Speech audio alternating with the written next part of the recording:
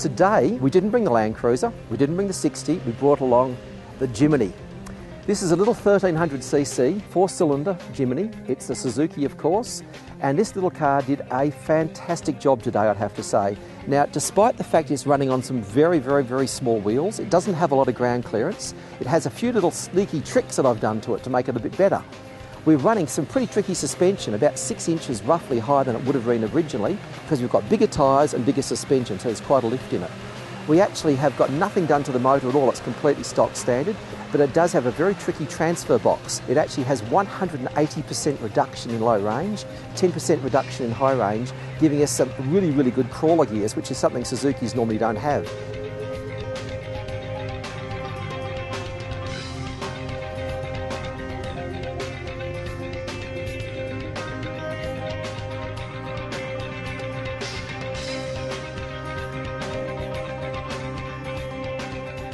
The other thing that's a bit tricky is you've got some very clever Irb Diff Locks in here, which are air operated.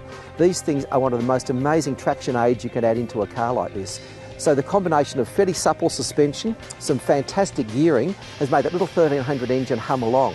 Now, we were talking before about protection. The bar work hasn't done a lot of work today because actually we haven't hit anything with the front. But what we have done is we've relied upon these Nerf bars many times because we've hit the bank quite a few times because it's so slippery. Protection is absolutely critical. I'm delighted with the way everything has worked on this car today, and I'd say it's held up very well against the big guys.